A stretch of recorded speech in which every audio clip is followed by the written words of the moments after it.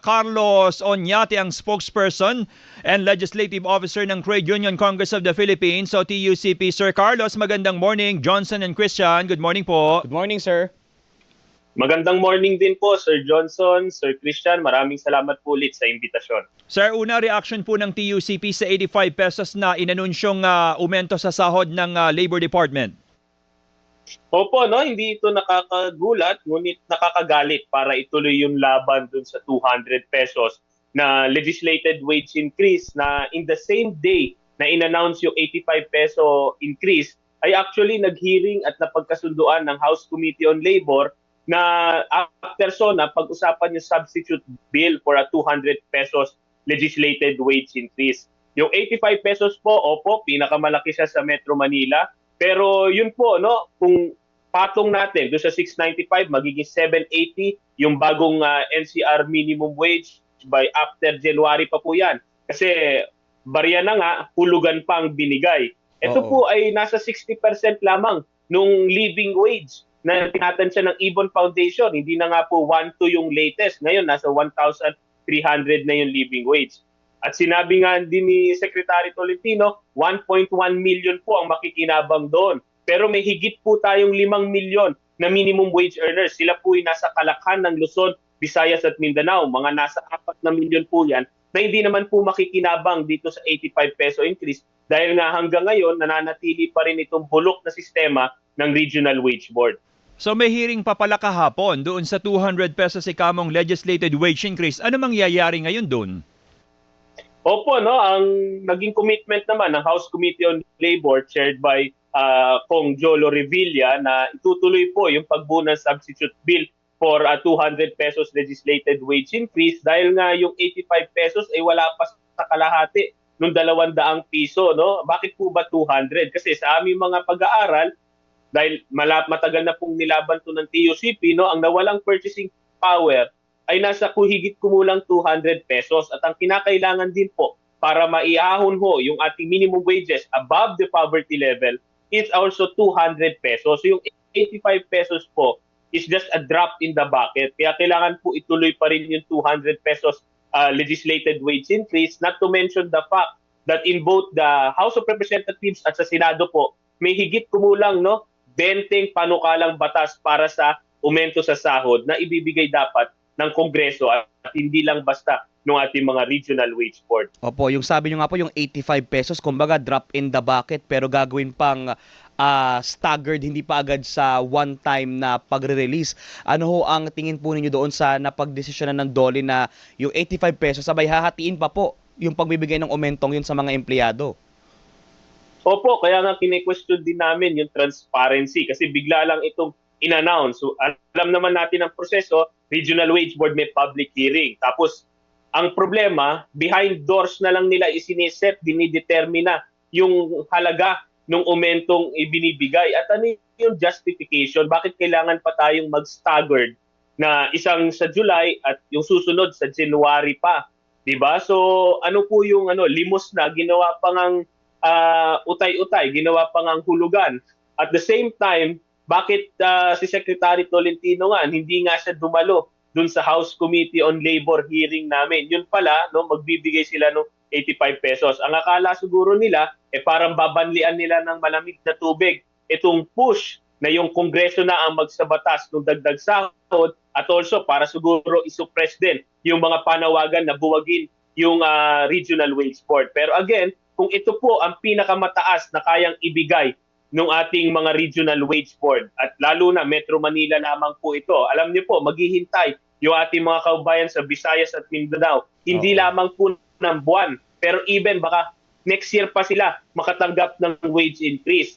At kahit po ito ay nasa gitna tayo ng crisis, no? Pinakamalaki nga po yung 85 pesos, pero alam naman po natin, no, pinakamataas ang inflation in 3 years, pinakamababa ang purchasing power in 8 long years. Opo. Ano nga po ba ang sitwasyon ngayon ng mga manggagawa po dito sa Pilipinas para masabi rin po talaga natin na hindi sapat o kulang na kulang po yung ginrant na aumentong 85 pesos dito po sa Metro Manila? Opo, no, sinabi na natin, no, yung ating higit 5 milyong minimum wage earners, sila po ay living below the poverty line.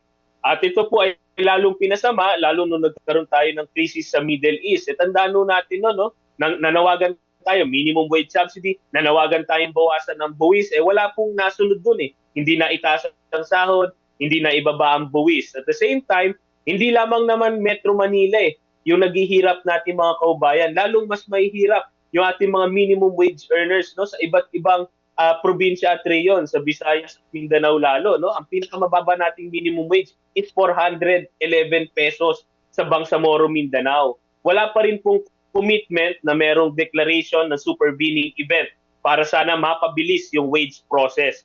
At ito nga yung pinangalandakan, yung 85 pesos na increase. Habang yung all other regions, yung all other provinces, nga po muna. Kaya ito po ay nagbibigay ng lalong lakas ng loob na kinakailangan talagang aksyonan ng Kongreso at Senado. No? Sila na lamang po ang inaasahan. Not to mention also, no, yung Palacio actually can do something about this. They can certify this as urgent or even prioritize this, especially since palapit na po tayo sa State of the Nation address. Sir Carlos, paano po yan? Kung halimbawa, di ba ang minimum wage ngayon for Metro Manila workers 695 magiging 780, kung yung manggagawa ay a little above minimum dun sa 695, magkakaroon ng distortion sa salary, mag-a-adjust din ba yon?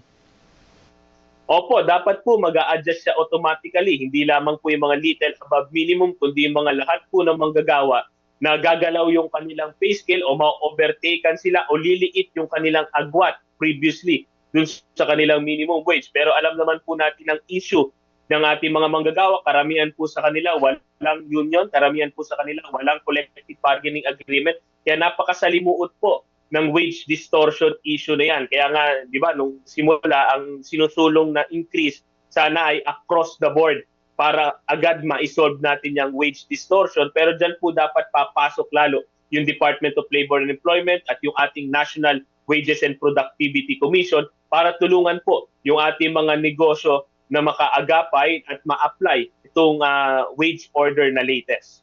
So kung halimbawa ay may approved na 85 pesos na increase sa minimum wage earner sa Metro Manila, ibig sabihin, maghihintay pa uli ng at least another 1 year para magkaroon ng posibleng aumento sa sahod ng manggagawa unless may supervening event ikamo. Tama po kayo, no? Kaya yun po ay lalong na-highlight. Halimbawa sa kaso ng Cebu na nagdaos na ng mga public consultation, inaasahan pang sa August silang magbibigay ng aumento at lalong mas masama doon, halimbawa sa Davao, kung saan ang anniversary ng wage order nila ay nasa March pa. So March next year pa sila makakatanggap ng aumento. Nung nagkaroon naman ng Middle East crisis, nung lumobo naman yung presyo ng gasolina, diesel at kung ano pang presyong petrolyo, buong bansa naman po ang naapektuhan nun. Mas masasama pa nga ang epekto sa iba't ibang rehiyon at probinsya. Ano ho ang status ngayon sa Kongreso nung isinusulong pa rin pong legislated wage hike? Ano po ang magiging kapalaran niya? Kamusta po ba ang pagtanggap at pagsusulong po dito ng mga kongresista? Opo, no, isang taon after namin ni-refile ng TUCP yung House Bill number 88 nga for a 200 pesos legislated wage increase ay nagdaos na po ng long overdue na hearing ang House Committee on Labor and Employment kung saan kami naman po ay nagagalak na merong duly approved motion na ito po ay muling pag-uusapan at tatalakayin para sa isang substitute bill dahil meron po tayong as much as 17 bills for a legislated wage increase. Most of them ay 200 pesos dahil alam naman po natin nangyari nung 19th Congress, naipasa ito ng Kongreso, naipasa ito ng Senado, hindi nga lang natuloy dun sa BICAM kasi hinarang ng ating mga economic managers. Kaya inaasahan po namin after na State of the Nation address, hindi na po recess ang Congress noon, ay mag-approve na po tayo ng substitute bill at committee report at i-calendar na po sa plenaryo itong panukalang dagdag sahod. Alright. Sir Carlos, maraming salamat dyan po muna. Maganda umaga at mag-iingat po kayo. Salamat po. Maraming salamat po. Ang pabuhay po kayo. Thank you si Ginoong Carlos Oñate ng TUCP.